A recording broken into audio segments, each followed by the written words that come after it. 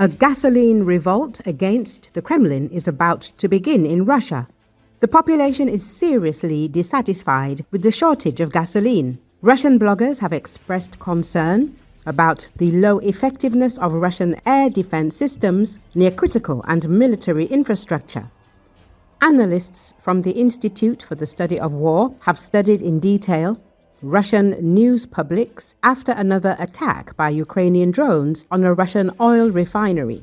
One of the Z publics stated that the strikes of good drones on oil refineries are destroying the Russian oil and gas sector, and that Russian citizens are already feeling the effects of the Ukrainian strikes, expressed in the rise in gasoline prices since production is struggling to keep up with domestic demand. A Kremlin-linked militarist accused authorized agencies of failing to protect targets and shoot down Ukrainian drones. Another militarist complained that the Russian government had not arrested anyone for failing to protect Russian infrastructure deep in the rear from slow Ukrainian attack drones. A third militarist suggested that Russia delegate some air defense powers to those who can use unconventional means of combating drones, as well as equip mobile air defense groups and build air defense systems at vulnerable sites.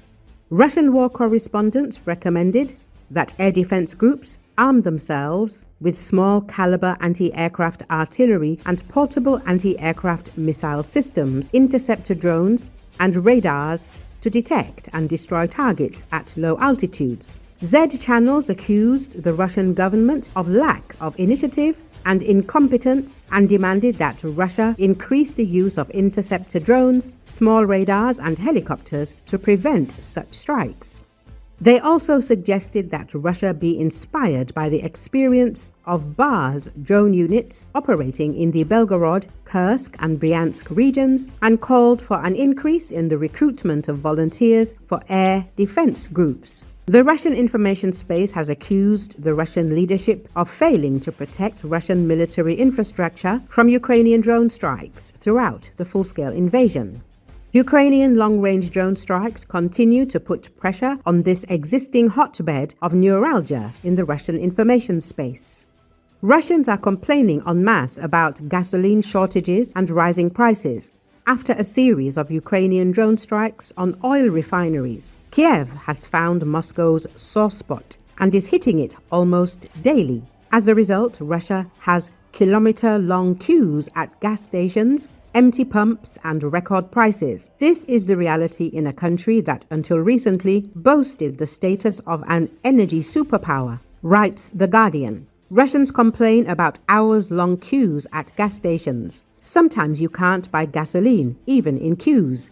Videos of empty pumps and complaints from motorists are circulating on social networks. The price of A95 gasoline on the wholesale market has reached a record 82,300 rubles per ton. This is almost 54% more than at the beginning of the year. The situation is particularly dire in Crimea. Shut down airports have forced tourists to drive, further exacerbating fuel shortages. Kremlin officials are calling for understanding, but even they acknowledge that the restrictions could last for months.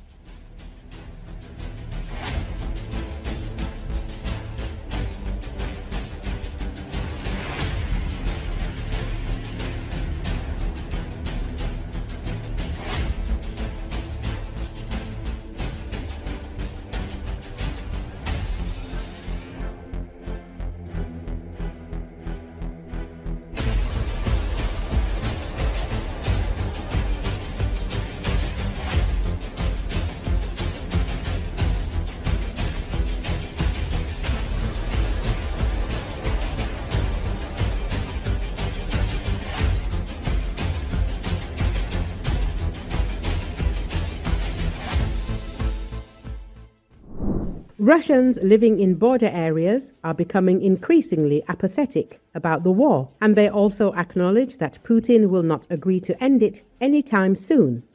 The Russian opposition publication Insider reported this recently, publishing an article about how residents of the border regions of the Russian Federation are increasingly less likely to provide assistance to Putin's army.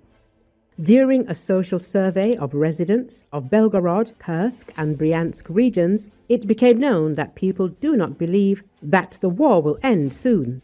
Initially, these people helped the Russian army, but now they have neither the desire nor the motivation. Moreover, residents of Belgorod region said that they increasingly view Putin's soldiers as a threat due to the high risk of Ukrainian drone strikes on Russian armed forces units located in border regions. The soldiers themselves have also repeatedly damaged civilian infrastructure and robbed the local population. A resident of Kursk region stated that people are tired of the war and just want to return home and not collect funds for military needs.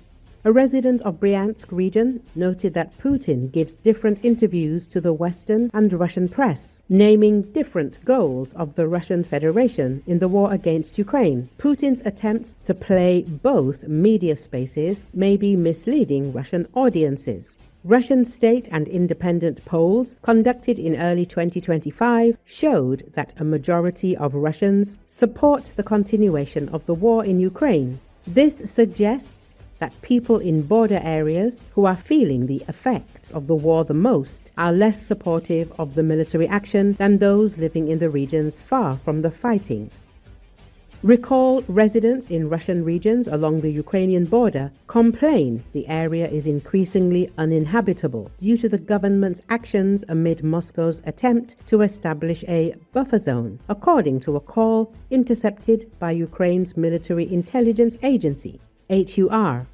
Russian President Vladimir Putin claimed on May the 22nd that he ordered the military to begin creating a security buffer zone along the border of Kursk, Bryansk, and Belgorod oblasts. In the call, a resident of Russia's Belgorod Oblast claims that authorities have cut off gas along the border. The speaker predicts mandatory evacuations will follow as living conditions worsen. Well, in short, it's clear that they're going to kick everyone out of the border areas and create a grey zone, the unidentified individual says. Grey zones refer to areas along the border and front lines where there is contested or unclear control. The resident speaking on the call anticipates that the area will become so heavily militarized it will be partitioned from the rest of the region. Let them make temporary settlements, zones, and that's it. They'll even fence it off with barbed wire, the resident says.